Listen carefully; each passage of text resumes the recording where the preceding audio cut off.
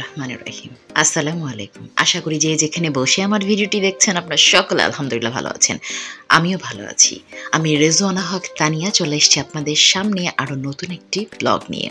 আজকের ব্লগটি পবিত্র ঈদ উল আজহাকে কেন্দ্র করে, যার জন্য ভিডিওটি শুরু করেছি আমি 5 জুন এবং আপনাদের সাথে সম্পূর্ণ 5, 6, 7 তারিখ শেষ করে সন্ধে 7:30 হলে তো সন্ধে না, রাত 8টা থেকে 8:30টার মধ্যে, তার মানে পুরো ঈদ উল আজহাকে কেন্দ্র করে আমার জার্নিটাকে শেয়ার করেছি। সেই সাথে ঈদের সারাটা দিন আমি কি করে কাটিয়েছি এটাও কিন্তু রয়েছে এখানে।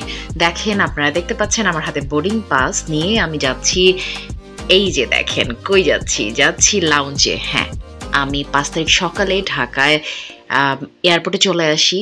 7:30 বাসা থেকে রওনা দেই এবং 8:30টার মধ্যে আমি এয়ারপোর্টে পৌঁছে যাই, যেহেতু বোর্ডিং কমপ্লিট করার পরে কিছুটা সময় হাতে ছিল আর আমার কাছে ছিল ইউসিবির কার্ড। তার মানে আমি খুব সহজেই এয়ারপোর্ট লাউঞ্জে প্রবেশ করতে পারবো। আনিসুর মামা, আমার ছোট মামা, যেহেতু ইউসিবিএল ব্যাংকে আছে, যার জন্য মামার সুবাদে আমার ইউসিবির ক্রেডিট কার্ডটা করা এবং এটার ফ্যাসিলিটিস মাশাআল্লাহ অনেক ভালো। তো আমার সব থেকে বেশি হেল্প হয় এটা যখন আমি কিনা এয়ারপোর্ট লাউঞ্জে যে ওয়েট করি এবং এদের সুন্দর সুন্দর আতিথি পরায়ণ যে খাবারগুলো আছে, সেই সাথে এনভায়রনমেন্ট বেশ ভালো লাগে আমার। যাই হোক, থ্যাংক ইউ মামা আপনাকে এত সুন্দর একটা সুযোগ করে দেওয়ার জন্য। তো আমি লাউঞ্জে কিছুক্ষণ বসেছিলাম, সকালের নাস্তাটাও শেষ করেছি। এরপর যেহেতু কল চলে এসছে, আমরা সেই জন্য চলে যাচ্ছি এখন। এই যে দেখতে পাচ্ছেন আমরা কিন্তু অলরেডি শাটল বাস, এখানে র্যাম্প বাস বলে, এটাতে উঠে গেছি। ওঠার কিছুক্ষণের মধ্যেই আমাদের বাসটা ছেড়ে দিল এবং এয়ারবাসের উদ্দেশ্যে রওনা দিল। তো বেশ খানিকটা সময় আমাদের এই রানওয়ের মধ্যেই কিন্তু কেটে গেছে, কারণ আমরা এয়ারবাস পর্যন্ত পৌঁছতে আমি খেয়াল করে দেখেছি প্রায় 5 থেকে 8 মিনিট সময় লেগেছে। এবং এটা হচ্ছে ডোমেস্টিক এয়ারপোর্ট থেকে ঢুকে বেশ খানিকটা পশ্চিম দিকে, এটা অনেকখানি যেতে হচ্ছে। তো এই সুবাদে কিন্তু আমরা পুরো এয়ারপোর্টের যে রানওয়েটা, সেগুলোর মধ্যে যে এয়ারবাসগুলো ওয়েট করছে, অনেকগুলো এয়ারবাস দেখতে পাচ্ছি। তো এর মধ্যে দিয়ে যেতে যেতে আমার বেশ ভালো লাগছিল, আর সুযোগও ছিল যেহেতু একটু আমি একদম সাইডে বসেছিলাম জানলার পাশে, সেই সুযোগে একটু ভিডিও করে নিয়েছি আপনাদের জন্য।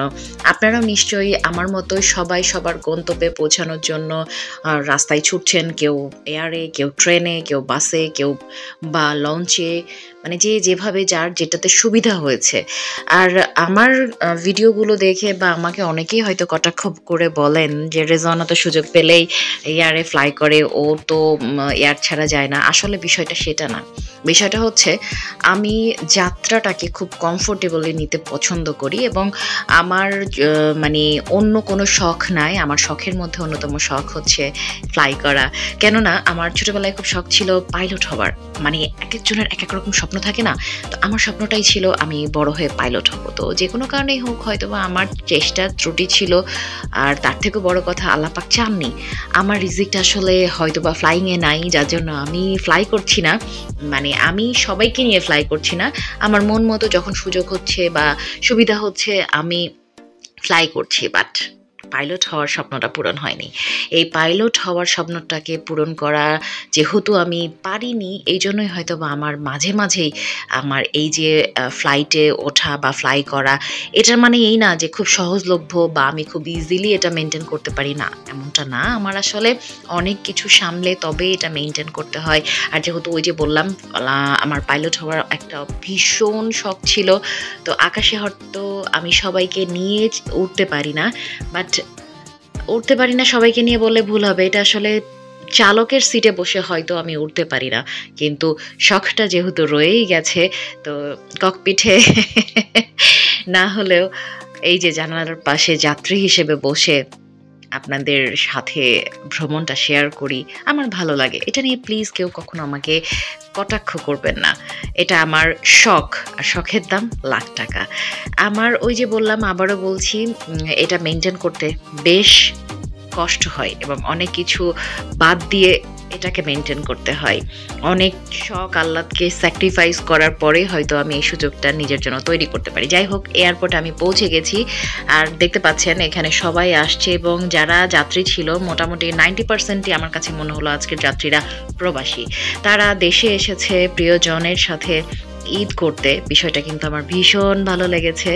তো সেই জন্য খানিকটা সময় ধরে আপনাদেরকেও এটা দেখালাম। আমরা এই যে এয়ারপোর্ট থেকে বের হয়ে গেছি। এয়ারপোর্ট থেকে আমার বাসা খুব বেশি দূরে না, রিক্সায় যেতে লাগে 15-20 সর্বোচ্চ 25 মিনিট।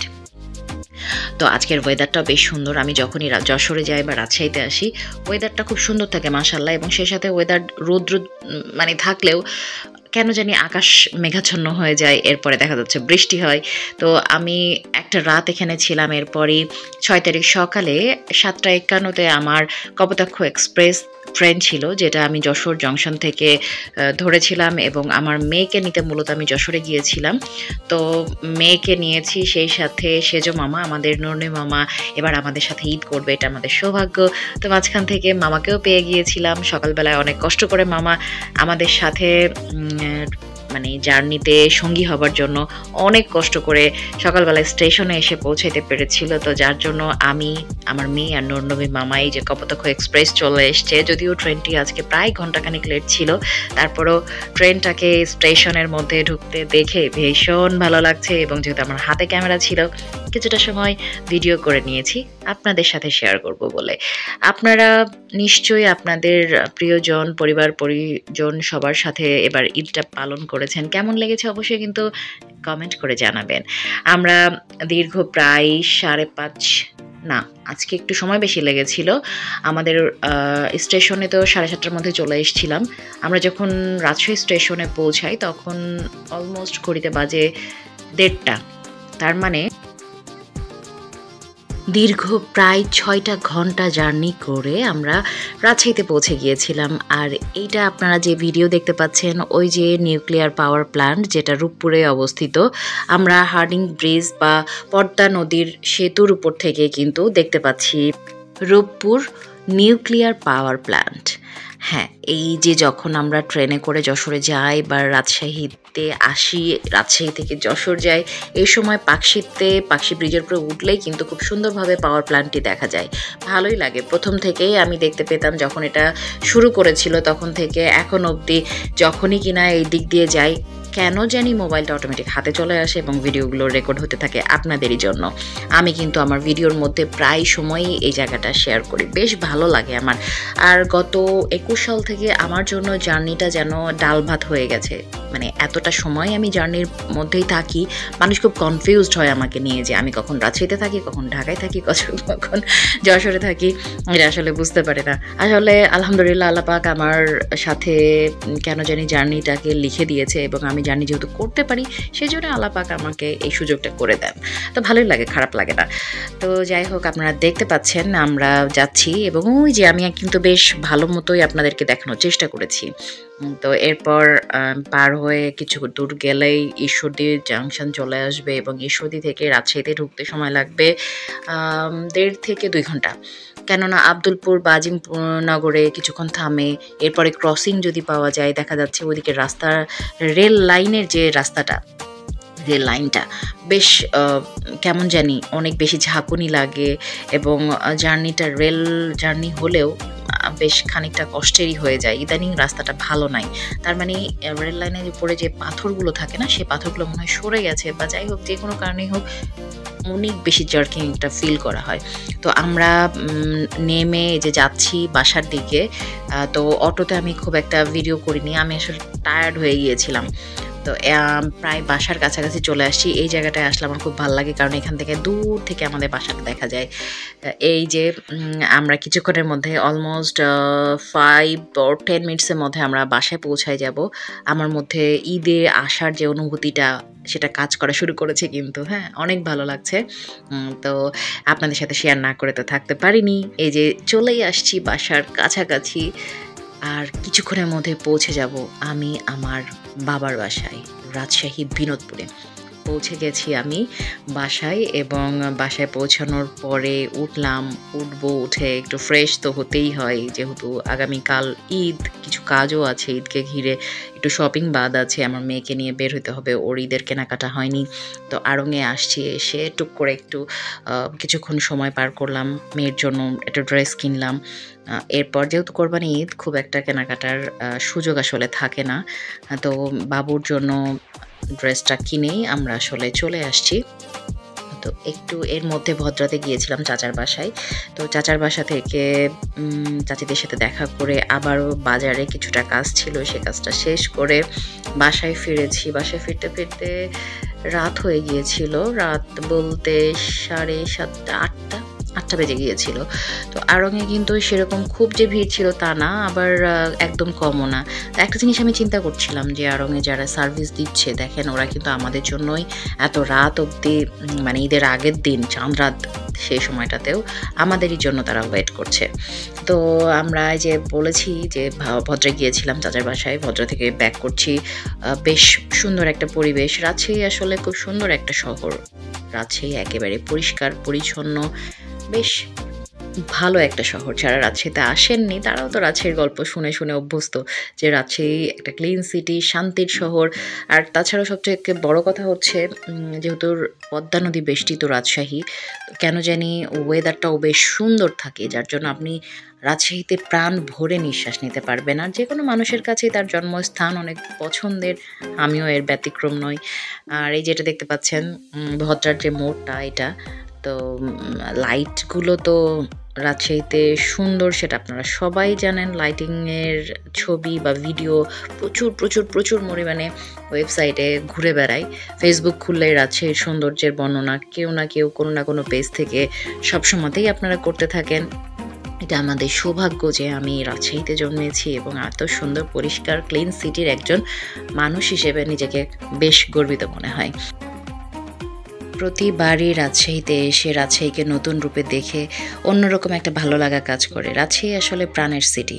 আমাদের মোটামুটি ঈদের কেনাকাটা সবই শেষ করে ফেলেছি, তবে যেহেতু এবারের ঈদটা রাজশাহীতে করছি এবং বড় আপু আসছে, যদিও মেজপু নাই, মেজপুর জন্য খারাপ লাগাটা তো সবসময়ই বরাবরই কাজ করে। আর রাজশাহীতে থাকলে কেন জানি একটু বেশিই করে। মেজপুর সাথে যেহেতু আমার সখ্যতা বা হৃদ্যতা একটু বেশি, তো একটু বেশিই মিস করি। আর মেজপু না অনেক প্রাণবন্ত একজন মানুষ, ও সবাইকে নিয়ে বেশ মাতিয়ে রাখতে পারে। আর বড় আপু তো বড় আপুর সাথে তো কিছুটা ভয় কাজ করে, বাট মেজপুর জন্য সেটা না। আর রাজশাহীতে আসলে আমি মিষ্টিটা কোনো রকম ছাড়ি না, দই আর মিষ্টি। দই মিষ্টান্ন ভাণ্ডারের যে দইটা, সেটা আব্বুর খুব পছন্দ, তো এই জন্য এটা নিতে চাই।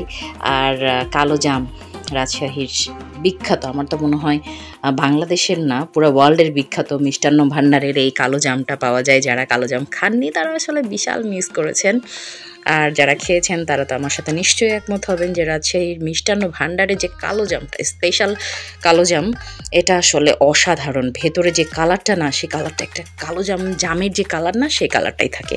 আর এই জন্যই আমি আসলে এই মিষ্টিটা খেতে একদমই ভুল করি না। আজকে স্পেশাল কালো জাম এবং চমচম নিয়ে নিয়েছি।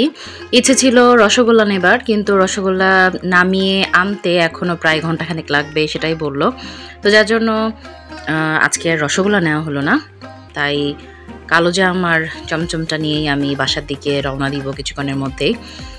আপনারা দেখতে পাচ্ছেন সবাই মিষ্টি প্যাকেট করতে ব্যস্ত, এবং আজকে যে কি পরিমাণ মানুষ ছিল আপনারা না দেখলে বুঝবেন না। যাক, সব কেনাকাটা শেষ, এখন বাসার দিকে যাওয়া, এবং যথারীতি এই যে আলোক সজ্জিত রাস্তা দেখে অটোমেটিক মোবাইলটা হাতে চলে আসা এবং সেই সাথে ভিডিও করা। আর এখন যেহেতু আমার মেয়ে বড় হয়েছে, মাশাআল্লাহ, মেয়ের সাথে থাকলে পুরো রাজশাহী শহর কেন মনে হয় পুরো ওয়ার্ল্ডই ঘোরা আমার জন্য কোনো বিষয় না। তো এই যে গতকাল তো শেষ ওই পর্যন্তই। এরপর সকালবেলা উঠে আমরা 5:45টার সময় রওনা দেওয়ার কথা ছিল, একটু যদিও দেরি হয়েছে। দাদি বাসায় ঈদ করতে যাব চাচাদের সাথে, তো সেই উদ্দেশ্যে রওনা হয়ে গিয়েছি।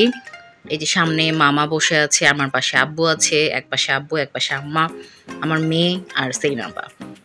আমাদের বাসা থেকে দাদি বাসা খুব একটা দূরে না, তারপরও যেহেতু মোটামুটি 40 মিনিট 50 মিনিট লেগে যায় রিক্সা যেতে। আর যেহেতু ঈদের দিন সকালবেলা, এজন্য আজকে গাড়িতে করে যাওয়া। গাড়ি বাড়ির কোনো বিলাসিতাই আমার মধ্যে নাই, আমার আব্বু আম্মার মাঝেও ছিল না। মাথা গোঁজার একটা ঠাঁই হলেই চলে, আর যতটুকুন স্বচ্ছন্দে সচ্ছলভাবে থাকা যায় সেটাই সবসময় আমার আব্বু চেষ্টা করে এবং আমরাও করি। গাড়ি পোষা আর হাতি পোষা দুটোই সমতুল্য তাই মনে হয়। আর এফোর্ড করতে পারবো না, তো সোজা কথা যে আসলে গাড়ি আমাদের জন্য না। আর যখন সুবিধা মনে হয় বা প্রয়োজন মনে হয় তখন কিন্তু রেন্ট এ কার যেহেতু ব্যবস্থা আছেই, প্রয়োজন মতো নিয়ে আপনি বাংলাদেশের যে কোনো জায়গাতেই ঘুরতে পারেন, এটা তো একটা সুবিধা রয়েছেই। তো একটা দিনের জন্য না হয় একটু কষ্ট করে রেন্ট গাড়ি নিয়ে ম্যানেজ করে চলে গেলাম। সারাটা দিন আমাদের সাথে গাড়িটা থাকবে, তো যতটুকুন সময় প্রয়োজন, যেখানে প্রয়োজন যেতে পারবো, একটু আরামে যাওয়া যাবে। এই তো লাইফে আসলে কি আছে বলেন, আমাদের জন্য তো এর থেকে বেশি কিছু প্রয়োজন নাই। একটুখানি শান্তি, একটুখানি সুখ, এটাই তো। তো আমরা এই যে চলে আসছি দাদি বাসার দারুসার যে রাস্তা, সেখানে অলরেডি ঢুকে গিয়েছি এবং এই যে বাম পাশে দারুসা মেডিকেল। তো মামা আজকে অনেকগুলো বছর পর আমার দাদি বাসায় যাচ্ছে। দাদি বেঁচে থাকতে এসেছিলেন, আমার দাদা দাদি কেউই নাই, দাদাকে তো আমি দেখিনি। আর দাদি ছিল আমার জানের জান, কলিজার টুকরা। দাদি আমাকে প্রচণ্ড ভালোবাসতো, দাদির মতো ভালোবাসা আসলে কারোর কাছ থেকে আমি পাইনি। আর ছোটবেলা থেকে দাদি যখন আমাকে নিয়ে কোথাও যেত, তো যে কেউই দেখলে নাকি বলতো দাদি পুতিন যাচ্ছে, ওই যে দেখ। কারণ দাদির সাথে আমার চেহারার খুব মিল ছিল। আর দাদি যেহেতু আব্বু বড় ছেলে দাদির, আর দাদির বড় ছেলের ছোট মেয়ে আমি, যার জন্য আমার প্রতি একটা আলাদা রকম ভালোবাসার টান কাজ করতো দাদির প্রতি। মানে এখন যে দাদি নাই, এখন বুঝতে পারি দাদি হারিয়ে কেমনটা লাগে বা কতটা কষ্ট। মানে দাদির মতো আদর, ভালোবাসা, যত্ন, স্নেহ কেউই হয়তো করতে পারবে না ওভাবে। দাদা দাদি, নানা নানি সম্পূর্ণই আসলে অন্যরকম একটা ভালোবাসার জায়গা, ভালোবাসার সম্পর্ক। তো এই যে আমরা চলে এসেছি আমার মাহবুল কাকুর বাসায়। এটাই আসলে মূলত দাদি বাড়ি ছিল এই জায়গাটাতেই। এখন কাকুরা এখানে থাকে। এই যে দেখতে পাচ্ছেন খাসি, কোরবানি খাসি, বাম পাশেরটা আমাদের আর ডান পাশেরটা চাচার। চাচার মানে আমাদের রবিউল ইসলাম, যিনি রাজশাহী ইউনিভার্সিটি প্রফেসর, ওনার খাসি একটা আর একটা আমাদের। তো আমরা নেমে গেছি গাড়ি থেকে, আর কিছুক্ষণের মধ্যে প্রবেশ করব। এই যে আমাদের দাদি বাসার সামনে জায়গাটা দেখতে পাচ্ছেন। তো এক বেলার জন্য আসলেও মানে ঈদ করতে আসার মজাই যেন আলাদা। এই জন্যই মনে হয় এখানে আসার পরে মূলত যে নারীর টানে বাড়ির পথে বলে না, তো আসলেই সেই অনুভূতিটা অনুভব করা যায় বা অনুভূত হয়। তা আমার মতো নিশ্চয়ই আপনাদেরও সেই কাজটাই করে। আর এই জন্যই হাজার ঝড় ঝাপটা যা কিছুই থাকুক না কেন, সব কিছু তোয়াক্কা করে ঈদের সময় প্রিয়জনের কাছে সবাই ছুটে চলে আসে। আমরা একে নামলাম, নামার পরে সকালবেলা বৃষ্টি হয়েছিল মনে হয়, যার জন্য রাস্তাঘাটে কিছুটা কাদা পানি দেখতে পাচ্ছি। আর বৃষ্টি হলে যা হয় যে ওয়েদারটা কিন্তু খুব সুন্দর থাকে, আমার বেশ তো ভাল লাগে। তার নিশ্চয়ই আপনাদেরও ভালো লাগে আমার মতো। তো আমরা নেমে গিয়েছি, আমরা এখন ঢুকে যাব বাসার মধ্যে। তবে গতকাল আমি আমার চাচাতো ভাই মাহিনের ফেসবুক ওয়ালে একটা ছবি দেখেছিলাম, অনেকটা নাইট কুইনি ফুলের মতো। তো বেসিক্যালি ছবিটা ছিল ড্রাগন ফলের ফুল যেটা। তো আমি এর আগে আসলে স্বচক্ষে কখনো ড্রাগনের যে ফুলটা হয়, মানে ড্রাগন ফলের যে ফুলটা হয়, সেটা দেখিনি। আপনাদের সাথে যে শেয়ার করছি, আমিও ফার্স্ট দেখেছি। আমার মতো কে কে আপনারা প্রথম ড্রাগনের ফুল দেখছেন অবশ্যই কমেন্ট করে জানাবেন। ফুলটা আসলে অসম্ভব সুন্দর। আব্বুর ছোট চাচার বাসা আমাদের ঠিক দাদি বাড়ির পাশেরটাই, মানে আমার কাকুর বাসা। তো চঞ্চল কাকু, খাদেমুল কাকু, তাদের বাসা এটা, এবং তাদের বাসার আর ফুল এটা ড্রাগনের, মানে ফল গাছটা তাদেরই। তো ছবি তোলা তো আমার একটা নেশার মতো। তো এখানে এসে সকালবেলায় সকাল কয়েকটা ছবি আর ভিডিও শ্যুট করে ফেলেছিলাম। তো মোটামুটি যে দেখতে পাচ্ছেন নামাজ পড়ে আসছে ঈদগাহ থেকে সবাই। এরপরে কোরবানির ঈদ মানেই তো কোরবানির পশু নিয়ে সবাই ব্যস্ত হয়ে যাওয়া। গ্রামের বাড়িতে কোরবানির ঈদ কবে করেছি শেষ আসলে আমারও মনে নাই। তো রোজার ঈদের তো এক ধরনের ভালো লাগা কাজ করে, আর কোরবানির ঈদটা সম্পূর্ণই ব্যতিক্রমী। এই যে শরীফুল কাকু, আব্বুর ফুফাতো ভাই, আর আব্বু বসে আছে, সেই সাথে আমার মেয়ে। আব্বুরা বসে বসে কোরবানি করা দেখবে। আর এখন আসলে আগের মতো অবস্থা নাই। আগে যেমন সব কোরবানি জবাই করা থেকে শুরু করে সব কিছুই নিজেরা করতো, ছেলা কাটা, মাংস তৈরি করা, একদম সবটাই। এখন কিন্তু কসাইদের অ্যাভেলেবিলিটি অনেক বেড়ে গেছে, যার জন্য জাস্ট খালি কোরবানির জবাই করে হচ্ছে ইমাম বা নির্দিষ্ট কিছু ব্যক্তি আছে তারা করে, এবং তাই এর পরবর্তীতে বাকি কাজটা কিন্তু কসাইরাই সম্পূর্ণ করে দেয়। তো যার জন্য সময়ও খুব একটা বেশি লাগে না। তো ওদিকে কোরবানির জবাই করা শেষ, আবার যেহেতু মগজও এই যে চলে আসছে, আর খাসির মাংসটাও রান্না করে ফেলছি আমি। মাটির চুলাতে রান্না করার কিন্তু মজা আছে অন্যরকম, তাড়াতাড়ি রান্না না হলেও রান্নার কিন্তু অন্যরকম একটা স্বাদ আসে। তা ঈদ পালন শেষ, খাওয়া দাওয়া সব কিছুই শেষ, এখন তো ফিরতেই হবে বাড়ির পথে। আর কোরবানির ঈদে যেহেতু জবাই করা হয়েছে কোরবানির পশু, তো সেক্ষেত্রে আমরা যখন কোরবানির মাংসগুলো পেয়ে গেছি, এগুলো নিয়ে তো আসলে যেতে হবে, কারণ সঠিক সময়ে পৌঁছে না দিলে এগুলো দিয়ে রক্ত বেরিয়ে নষ্ট হয়ে যেতে পারে। তো মেজো কাকু, চাচা ওনারা আসতে পারেনি, ফ্যামিলির সাথেই ছিল। দাদিবার সাথে সবাই একসাথে যেহেতু কোরবানি করা হয়েছিল, তো এখন আমি এবার বললাম, প্রত্যেকবার তো চাচাতো ভাইরাই আমাদেরকে কোরবানির মাংসগুলো পৌঁছে দেয়, তো আমি এবার বললাম এবার না হয় বোন হয়ে আমি তোমাদের কাজটা করি। আর যেহেতু সাথে আব্বু আম্মা আছে, একটা ভালো লাগাও কাজ করে। আমরা সেই উদ্দেশ্যেই চলে আসছি মেজো কাকুর বাসায়। ওই যে মেজো কাকু বসে আছে, কাকুর মাংসটা নামিয়ে দিচ্ছি। আমি আসলে ওভাবে ব্লগিং যেহেতু করি না, আর সময়ও পাই না এডিট করার, আর ভিডিও করাটাও কেন জানি হয় না আগের মতো। তো এই যে দুই ভাইয়ের কোলাকুলি, এইটুকুন দৃশ্য একটুখানি ভিডিও করে ফেলেছিলাম। এটা একটা অসম্ভব সুন্দর মুহূর্ত। আব্বুদের একমাত্র বড় পোতা, মানে আমার রয়্যাল ভাই আর ছেলে, বড় ছেলে, ছোট ছেলে উপরে আছে। সময় স্বল্পতার কারণে ছোট ছেলেটাকে দেখতে যাওয়া হয়নি, এটার জন্য পরে খুব খারাপ লাগছিল যে একটা পলক টুক করে উঠে গিয়ে দেখে আসলেই হতো। তো ইনশাল্লাহ আমি কাল পরশুতে আসবো, এসে দেখা করে যাব। আজকে যেহেতু সময় কম, আর সময় মতো মাংসগুলো ফ্রিজিং করতে হবে, নইলে সমস্যা আছে। আবার যেহেতু কোরবানির মাংসগুলো বিতরণ করতে হয়, সেটার ক্ষেত্রেও দেরি করলে অনেক বেশি রাত হয়ে যাবে। আর যেহেতু আমাদের বাসাটা মোটামুটি দূরেই আছে, তো এই জন্য আসলে চেষ্টা করেছি যতটা সম্ভব দ্রুত চলে আসার, ইচ্ছে থাকা সত্ত্বেও আসলে সময় পাইনি বসার। আর আজকে প্রচণ্ড গরম, যারা রাজশাহীতে ঈদ করেছেন আপনারা জানেন রাজশাহীর ওয়েদারটা আজকে অনেক অনেক অনেক বেশি গরম ছিল। তো যার জন্য গরমে অস্থির হয়ে যাচ্ছিলাম। তো এরপরে আমরা চাচার বাসায় চলে আসছি। চাচার বাসায় এসে চাচাদেরকে মাংসটা নামিয়ে দিয়ে আমরা চলে যাব। একদমই হাতে সময় কম, সময়টা চলে যাচ্ছে, গরম অতিরিক্ত, আব্বুও ব্যস্ত হয়ে গেছে, আম্মার মধ্যেও বাসা ফেরার একটা তাড়া অনুভব করছি। তো সব মিলিয়ে মনে হলো যে না, আজকে আসলে আর সময়টা ব্যয় না করি, একটু তাড়াতাড়ি করি, চলে যাই, আবার আসবো। তবে এতটুকুন ভালো লাগা আমার মধ্যে কাজ করেছে যে সবার সাথে এক পলক হলেও তো দেখা হয়েছে। তো এই যে আমার চাচা আব্বুর সাথে কোলাকুলি করবে এখন, ঈদের কোলাকুলি বলে কথা, ভাই বোনেরা সবাই একসাথে ঈদ করা, ঈদের দেখা হওয়া, এটা আসলে অন্যরকম একটা বিষয়। আর যারা এই মুহূর্ত, এই সুযোগটা পাওয়ার পরও ইগনোর করে, তাদের মতো অসহায় মানুষ মনে হয় আর নাই। পৃথিবীতে যেমন ভালো আছে তেমনি মন্দও আছে। পৃষ্ঠা এপিট ওপিট, অনেকে বলে মুদ্রার এপিট আর ওপিট। হ্যাঁ, আসলে আমাদের জীবনটা অনেক অদ্ভুত, মুদ্রার এপিট ওপিটের মতোই।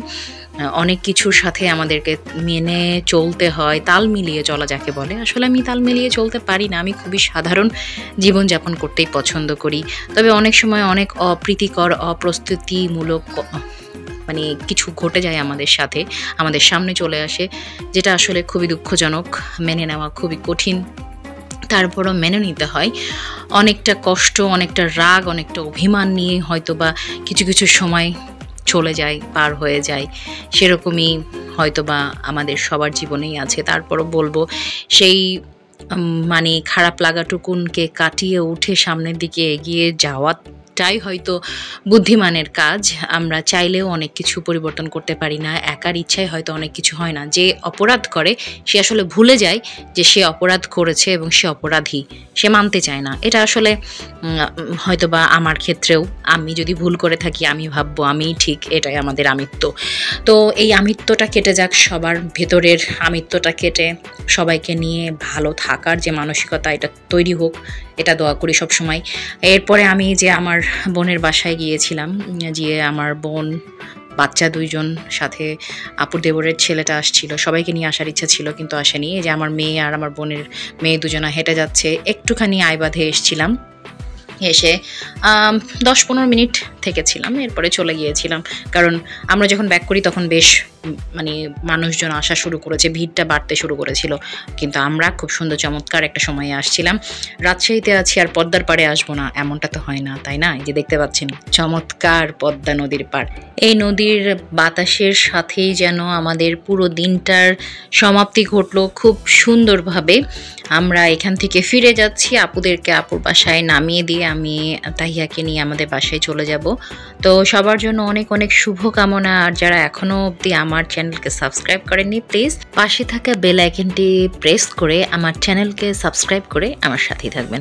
সবার জন্য আবারও রইল অনেক অনেক দোয়া আর ভালোবাসা। ভালো থাকবেন সবাই পরিবার পরিজন নিয়ে। সে পর্যন্ত সবাইকে আল্লাহ হাফেজ।